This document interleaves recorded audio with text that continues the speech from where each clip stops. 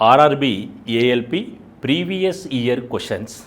These are also useful for technicians, RPF SI constable, RRB JE, NTPC, Group D and other examinations also. Right, let us see the question number 1.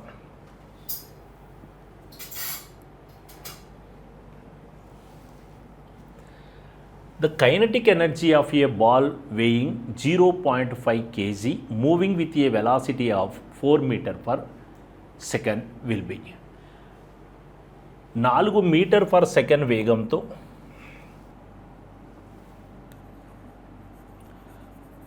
4 metre per second వేగంతో కదిలే 0.5 కిలోల ద్రవ్యరాశి ఉన్న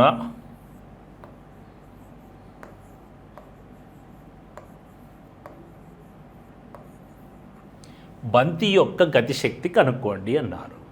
right, ఇచ్చిన information చూసినట్లయితే metre per second it is the velocity. వేగం ఎంత ఇచ్చారు నాన్న? 4 మీటర్ పర్ సెకండ్. ద్రవ్యరాశి ఎంత ఇచ్చారు? 0.4 కేజీ. ఇది మాస్. మనల్ని ఫైండ్ అవుట్ చేయమంటున్నది ఏంటి?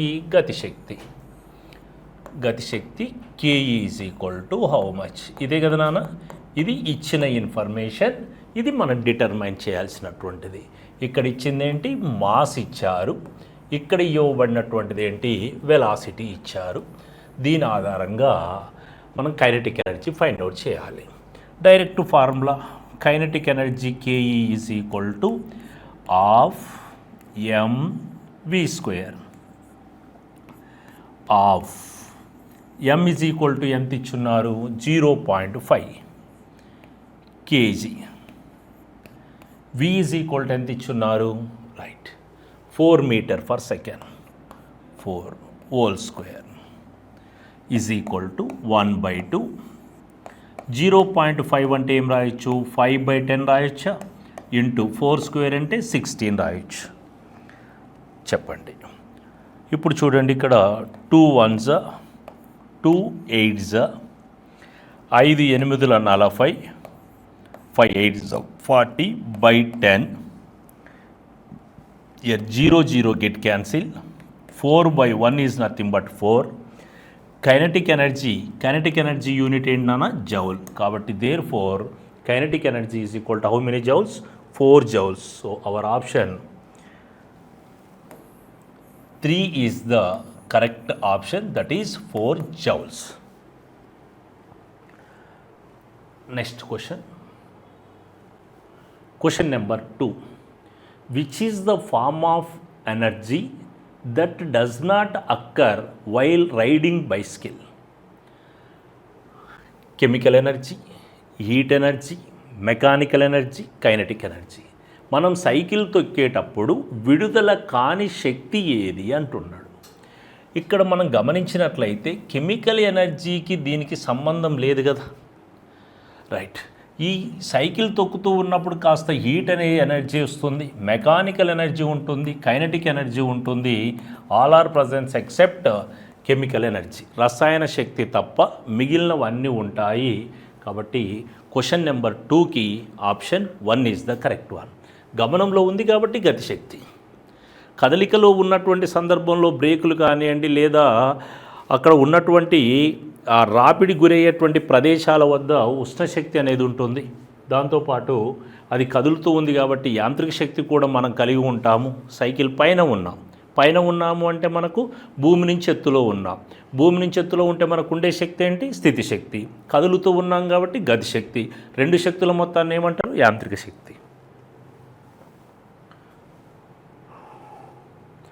Question number 3. When a ray of light travels from denser medium to rarer medium, the ray will be.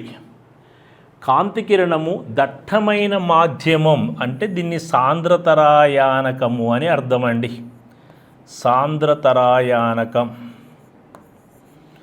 నుండి విరలయానకములోకి, విరలయానకము లేదా విరల మాధ్యమం అని కూడా పిలుస్తాం.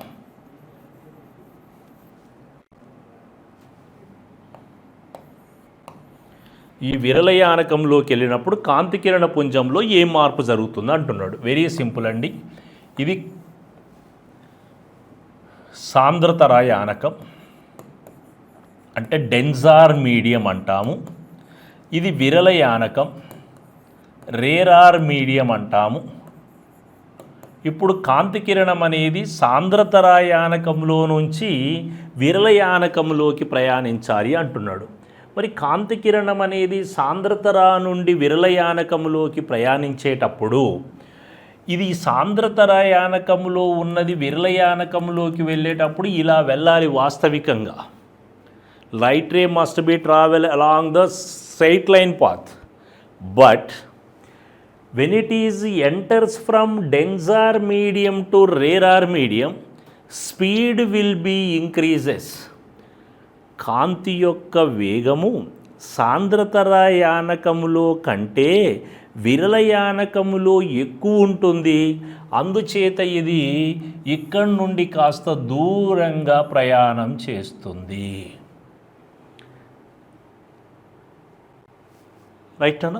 కాంతి ఎందుకు దూరంగా ప్రయాణం చేసింది అంటే కారణం ఏమని చెప్పాలి? వేగం అనేది మార్పు చెందడం.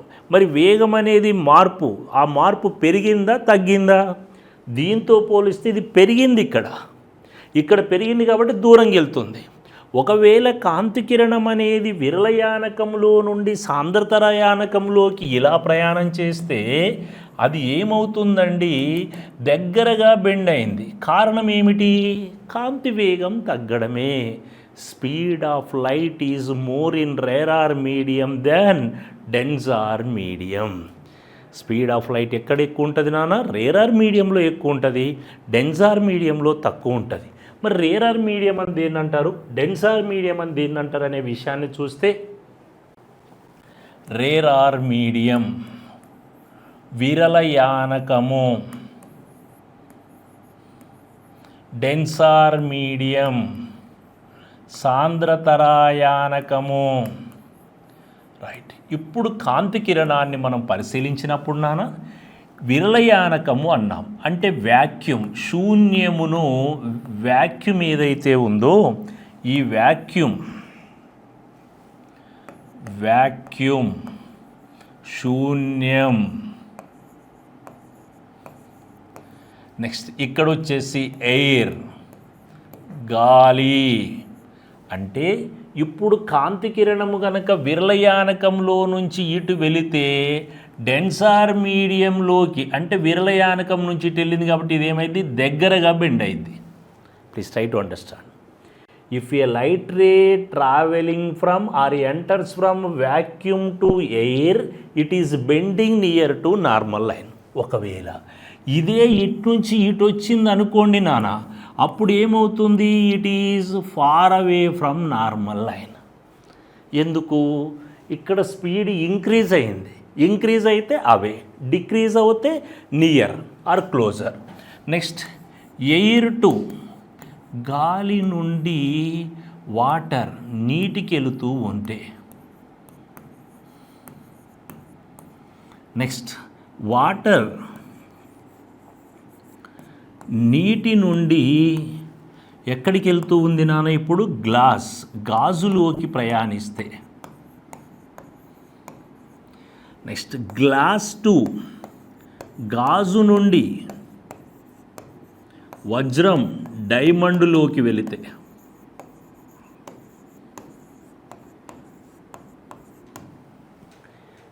ఇటు వస్తే నాన్న దగ్గరగా బెండ్ అయింది. ఒకటే గుర్తుపెట్టుకోండి, ఇటు నుంచి ఇటు వచ్చింది అంటే దగ్గరగా బెండ్ అయింది.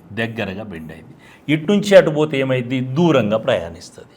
Okay, right. సో ఎనీహౌ ఇక్కడ మనం ఏమని చెప్పాలి? ఇప్పుడు వేగవంతం మరియు సాధారణం నుండి దూరంగా వంగి ప్రయాణిస్తుంది. Speeds up and bend away from the normal line. Option 3 is the correct one. Question number 4. The tendency of undisturbed objects to stay at rest or to keep moving with the same velocity is called as. నిశ్చల స్థితిలో ఉన్న వస్తువు అదే స్థితిలో సమవేగముతో వెళ్ళే వస్తువు అదే గమన స్థితిలో ఉంటే దానిని ఏమంటారు? జడత్వము. నిశ్చల స్థితిలో గల వస్తువు అదే స్థితిలో ఉండే, గమన స్థితిలో ఉన్న వస్తువు అదే గమన స్థితిలో ఉండే ధర్మాన్ని జడత్వము అంటారు.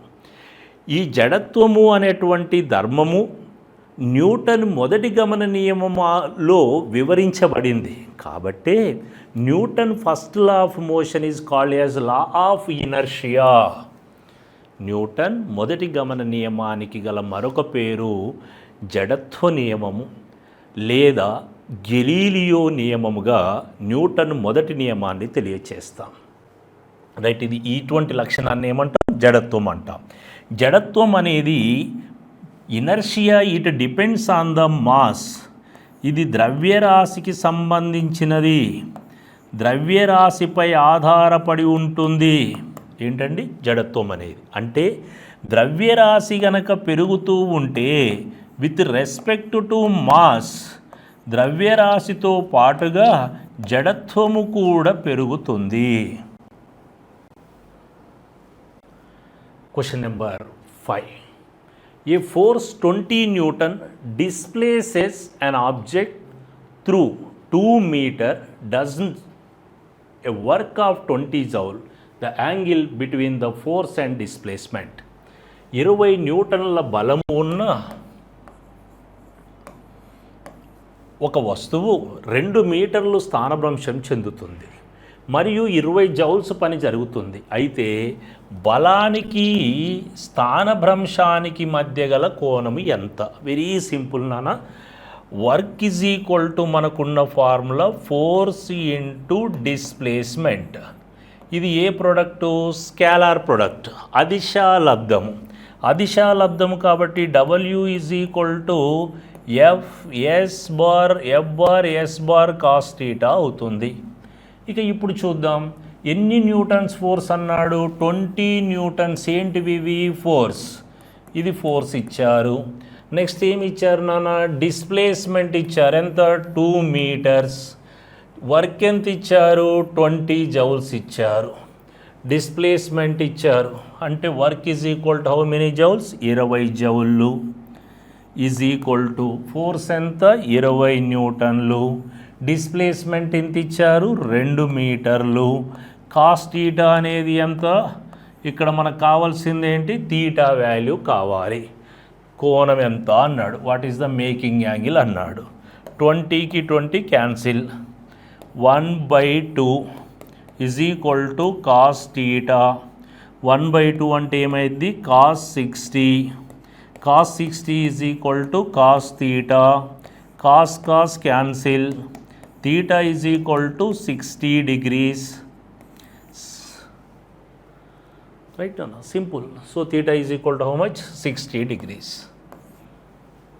Simple question. Work is equal to F dot S, దాని నుంచి ఎఫ్ఎస్ కాస్ థీటా రాసి సబ్స్టిట్యూట్ చేసి సింప్లిఫై చేస్తే ఆన్సర్ వచ్చేస్తుంది. Question number 6. Ice floats on water because it's density.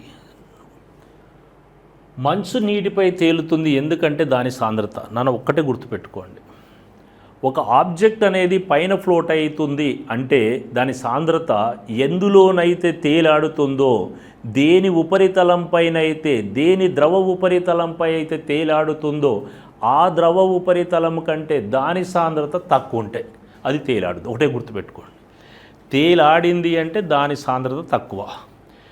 If object is floating on the surface of the liquid, its density must be less than the density of the concerned liquid. Density is less than its original or concerned liquid, it will floats. If more than, submerge or sinks. అది మనం చెప్పాలి. కాబట్టి ఖచ్చితంగా నీటి కంటే తక్కువ, less than water. Next question. The repeated reflection that results in persistence of sound is called. ధ్వని పలుమార్లు పరావర్తనం చెందే గుణాన్ని ఏమంటారు? ప్రతినాదము అంటాం. నాదం అనేది రిపీటెడ్గా అంటూ వస్తుంది, దాన్ని రివర్బిరేషన్ అంటాం. ఇది ఒక హాలు, ఇక్కడ ఒక సోర్స్ ఆఫ్ సౌండ్ అనేది ఉంది. SOS అంటే source of sound. It produce the sound energy. ఈ సౌండ్ ఎనర్జీ ఏమవుతుంది, ఇలా మల్టిపుల్ రిఫ్లెక్షన్ జరుగుతూ ఉంది. ఇలా జరుగుతూ ఉండడాన్ని ఏమంటారు, రివర్బిరేషన్ అంటాం. Multiple reflections of sound on the walls surface of the wall is called reverberation. Echo, ప్రతిధ్వని అంటాం. ప్రతిధ్వని అని దేన్ని అంటారు, చాలా ఇంపార్టెంట్ బిట్టాన. ప్రతిధ్వని, ఎస్ అనేది ధ్వని జనకం. ఎస్ అంటే సోర్స్ ఆఫ్ సౌండ్ కావచ్చు, సోర్స్ ఆఫ్ లైట్ కావచ్చు, సోర్స్ ఆఫ్ హీట్ ఎనర్జీ కావచ్చు. కాబట్టి అది ఎస్ అనేది సోర్స్ని రిప్రజెంట్ చేస్తుంది. ఇది ఈ source of sound produce the sound energy. Source of సౌండ్ని ప్రొడ్యూస్ చేస్తుంది. ఇప్పుడు నేను ఒక సోర్స్ ఆఫ్ సౌండ్ని ఏం చేస్తున్నా, సౌండ్ ఎనర్జీ ప్రొడ్యూస్ చేస్తున్నా. This sound energy incident on the obstacle and reach the same position. ఎక్కడి నుంచి అయితే వెళ్ళిందో మళ్ళీ అక్కడికి వచ్చి రీచ్ అయింది. ఇప్పుడు దీన్ని ఈ ఫినామినాని ఏమంటారంటే ఎకో అంటాం. ధ్వని జనకం నుండి విడుదలైన ధ్వని తరంగాలు ప్రయాణించే మార్గంలో ఒక అడ్డుతలము గనక వస్తే అడ్డుతలాన్ని తాకిన ధ్వని తరంగము వెనక్కి మరలి వచ్చి యథాస్థానాన్ని చేరే ధర్మాన్ని ప్రతిధ్వని అంటారు.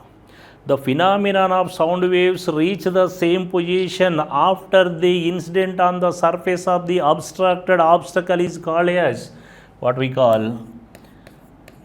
echo. ఇది ఇక్కడ నుండి ఇక్కడికి ట్రావెల్ చేసిన డిస్టెన్స్ ఎంత నాన్న, ఎక్స్. మళ్ళీ ఇటు రిటర్న్ ట్రావెల్ చేసిన డిస్టెన్స్ ఎంత, ఎక్స్. టోటల్ డిస్టెన్స్ ఎంత ట్రావెల్ చేసింది నాన్న, total distance travelled by the sound wave is equal to 2x. Right. Persistence of time period of human being. ఆరోగ్యవంతుడైనటువంటి మానవుని యొక్క వినికిడి స్థిరత కాలం ఎంత, 0.1 సెకండ్.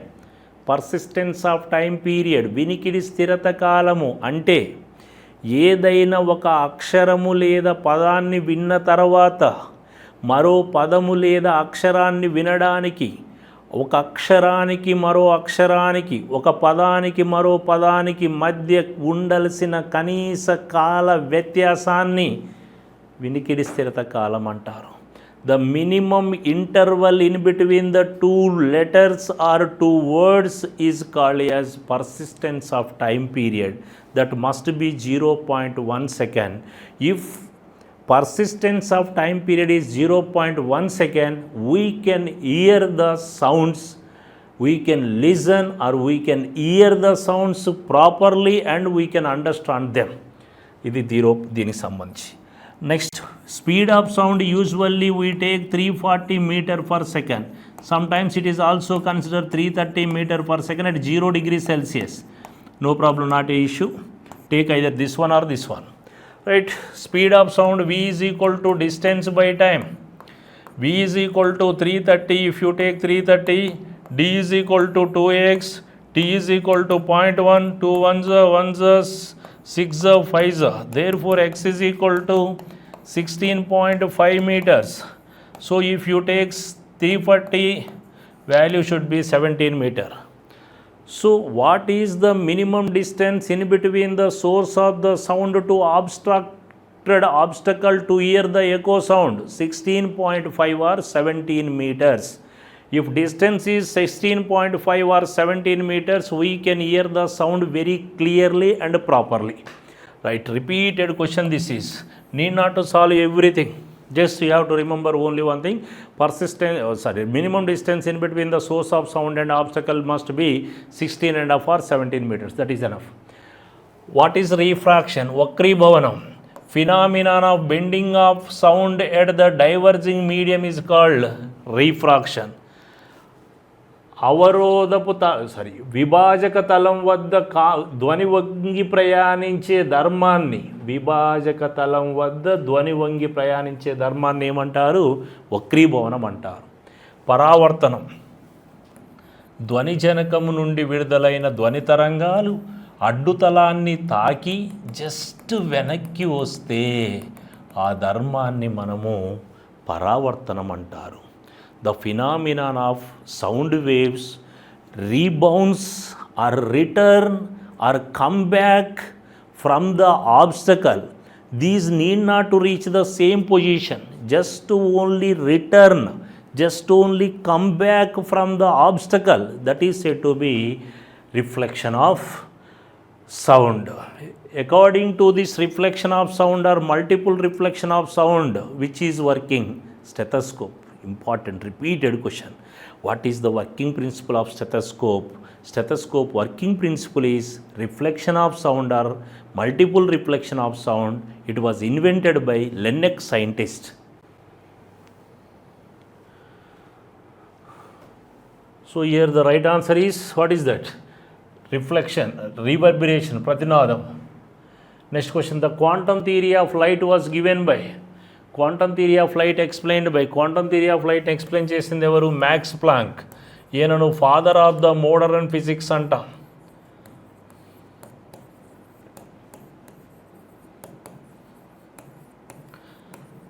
ఆధునిక భౌతిక శాస్త్ర పితామహుడిగా పేర్కొనబడిన వ్యక్తి Max Planck. Next, Albert Einstein అనేటువంటి సైంటిస్టుకు E=mc² అనే ఈక్వేషన్ డిరైవ్ చేశారు. ఫోటో ఎలక్ట్రిక్ ఎఫెక్ట్ అనేటువంటి దాన్ని ఎక్స్ప్లెయిన్ చేశారు. E=mc² అనే సమీకరణాన్ని ఉత్పాదించారు. కాంతి విద్యుత్ ఫలితాన్ని నిరూపించారు. కాంతి విద్యుత్ ఫలితాన్ని నిరూపించినందుకు గాను 1921లో వీరికి నోబెల్ ప్రైజ్ లభించింది. 1921లో నోబెల్ ప్రైజ్ వచ్చింది ఆల్బర్ట్ ఐన్స్టీన్ గారికి. E=mc²ను 1905లో ప్రతిపాదించగా 2005 నాటికి ఇది 100 సంవత్సరాల కాలాన్ని పూర్తి చేసుకుంది. 100 సంవత్సరాల కాలాన్ని పూర్తి చేసుకున్నందుకు 2005ని అంతర్జాతీయ భౌతిక శాస్త్ర సంవత్సరంగా పిలుస్తారు. అంతర్జాతీయ భౌతిక శాస్త్ర సంవత్సరం అని దానిని పిలుస్తారు. అంతర్జాతీయ భౌతిక శాస్త్ర సంవత్సరంగా 2005ని పిలుస్తాం.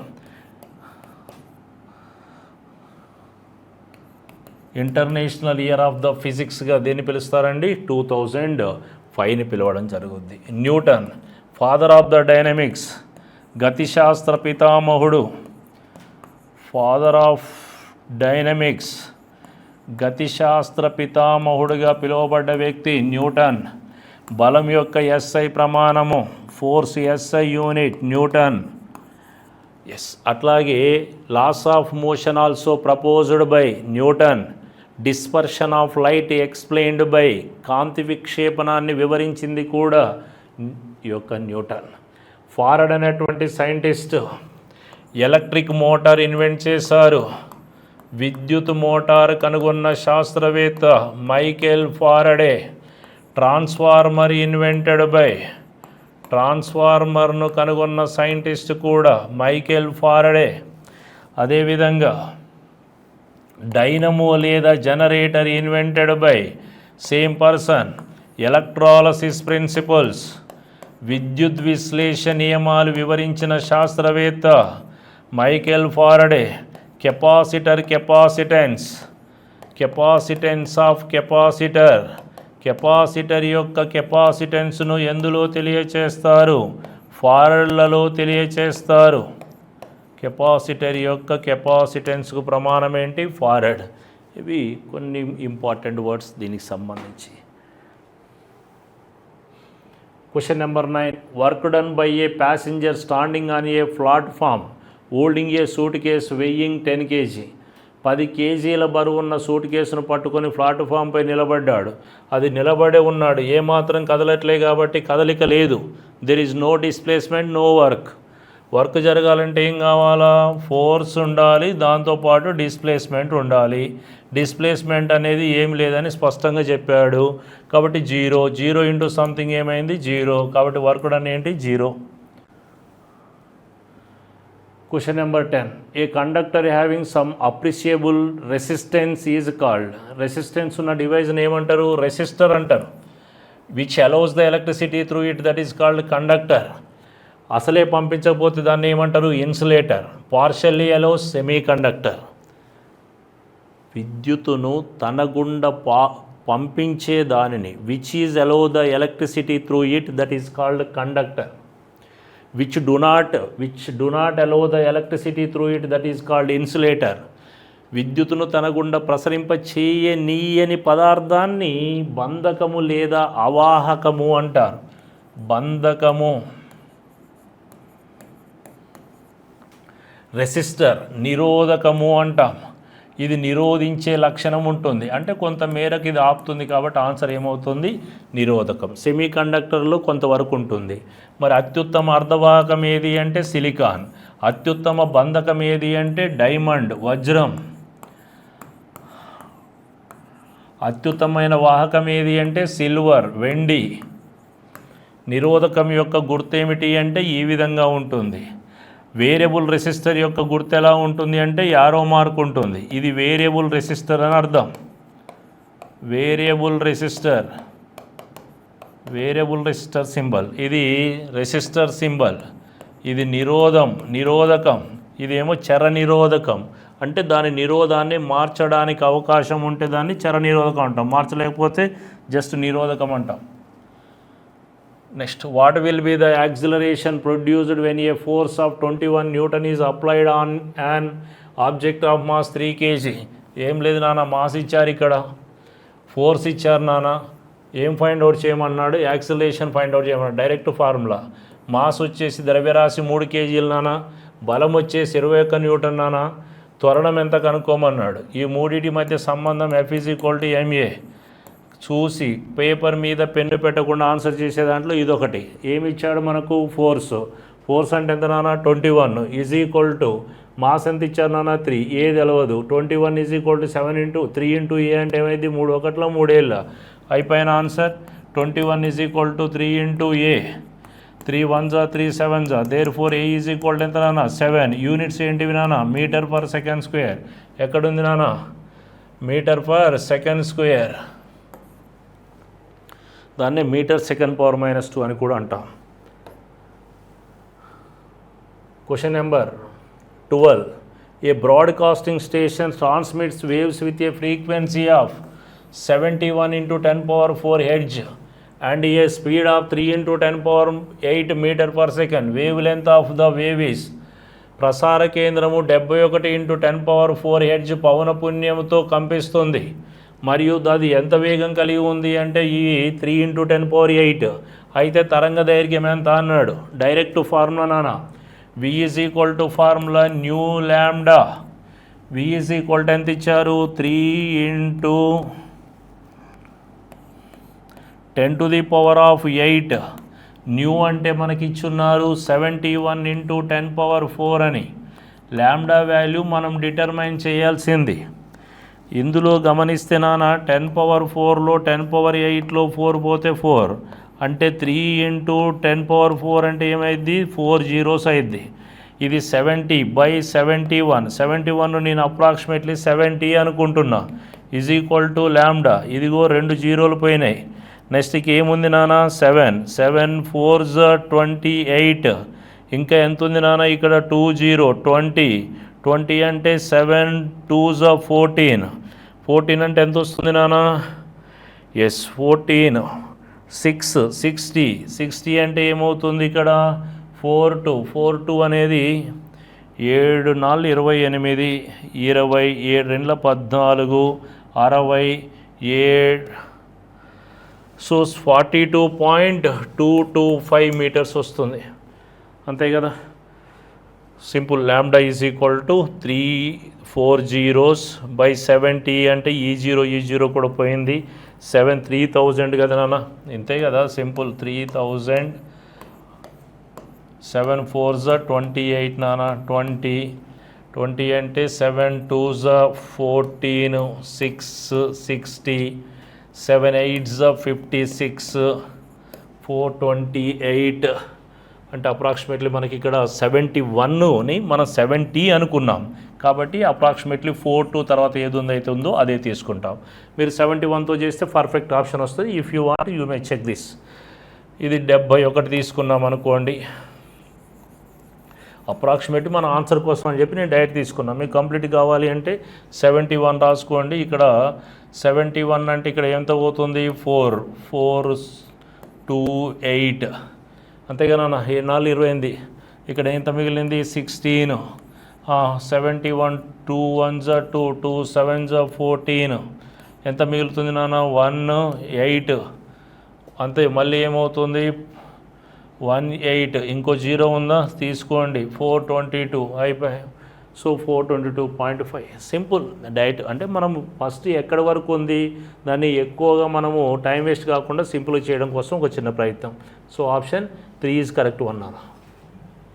Question number 13, what enables an electric current to flow in a circuit. సర్క్యూట్లో కరెంట్ అనేది ఫ్లో అయ్యేది ఎలక్ట్రాన్ల వల్ల. ద మోషన్ ఆఫ్ ఎలక్ట్రాన్స్ ఏదైతే ఉందో దానివల్ల కరెంట్ అనేది ఫ్లో అవుతుంది. Question number 14, what will be the force of attraction between two bodies weighing 20 kg and 50 kg respectively with distance of 2 metre between them. వరుసగా 20 kg మరియు 50 kg బరువున్న రెండు వస్తువుల మధ్య 2 మీటర్ల దూరం ఉంటే వాటి మధ్య ఆకర్షణ ఎంత అన్నాడు. ఇది 20 kg నానా, ఇది ఒక 50 kg చిన్న. ఈ రెండింటి మధ్య కొంత దూరం ఉంది, అది 2 మీటర్లు నానా. ఇప్పుడు వీటి మధ్య ఎంత బలం పనిచేస్తుంది ఫైండ్ అవుట్ చేయమన్నాడు. ఇక్కడ ఇచ్చిందంతా 20 kg, ఇక్కడ ఇచ్చారు చూడండి.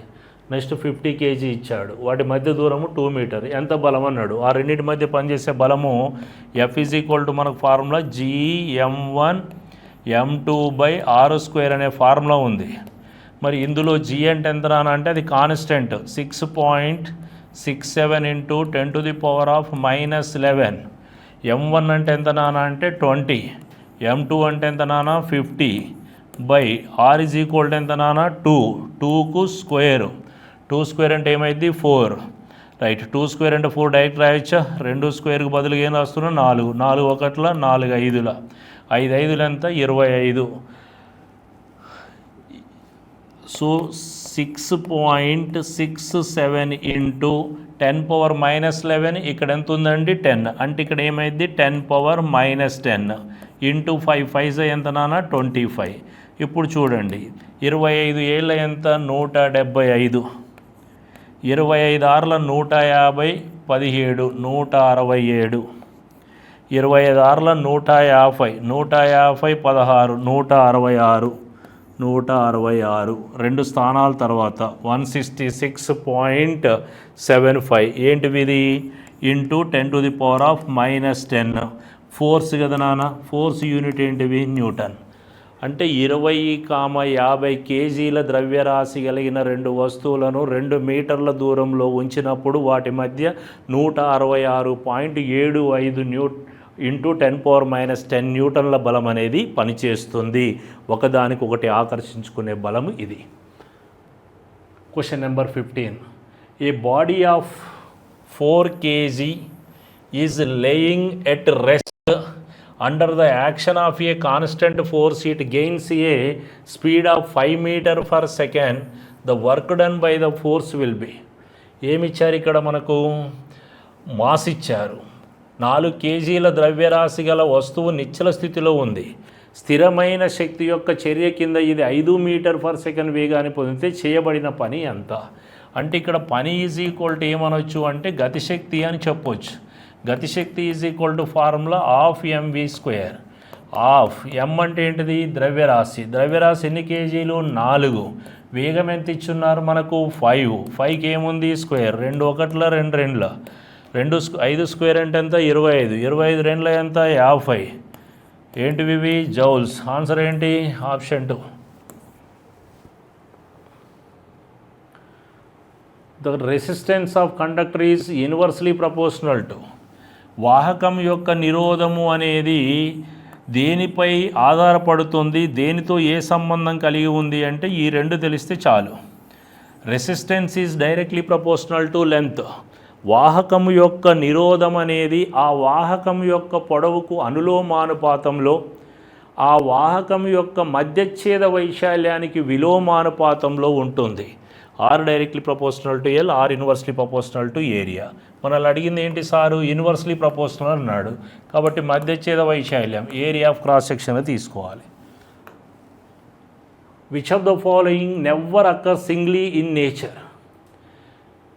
ఈ క్రింది వాటిలో ఏది ప్రకృతిలో ఎప్పుడూ స్వతంత్రంగా ఉండదు. స్వతంత్రంగా ఉండలేనటువంటి అంశం ఏమిటి అంటే బలం. అంటే ఇది దేని మీదనో ఒక దాని మీద ఖచ్చితంగా ఆధారపడి ఉంటుంది.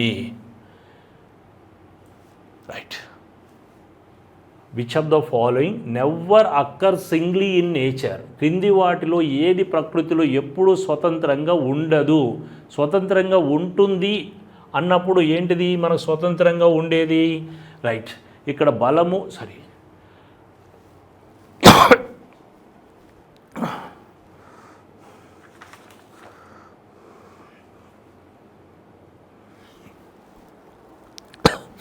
స్వతంత్రంగా ఉండదు ఏంటిది నానంటే బలం. మిగిలినవన్నీ కూడా స్వతంత్ర లక్షణాన్ని కలిగి ఉంటాయి. An object weighing 20 kg is raised through a height of 2 meter. What will be the work done by the force of gravity process?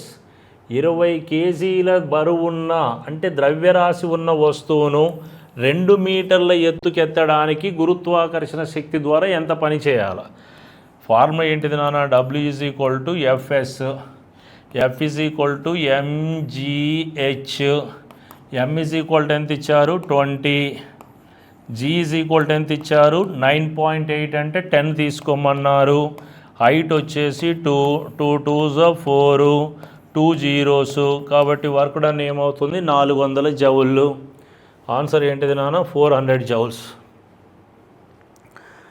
Next question, the unit of momentum. ద్రవ్యవేగం యొక్క ప్రమాణం. ద్రవ్యవేగము మొమెంటం. ద్రవ్యవేగము మొమెంటం అంటే అర్థం ఏంటి? ద్రవ్యరాశి వేగాల లబ్ధము అని అర్థం. అంటే ద్రవ్యరాశి వేగం. ద్రవ్యరాశి ప్రమాణం ఏంటి? కేజీ. వేగానికి ప్రమాణం ఏంటి? Metre per second. అంటే kg metre per second direct ఉందా? లేదు. Kg metre second universe.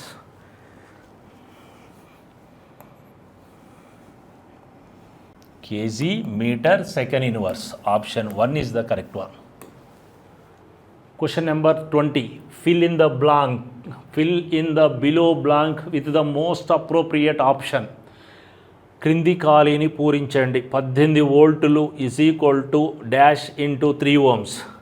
V is equal to direct formula నాన్న IR.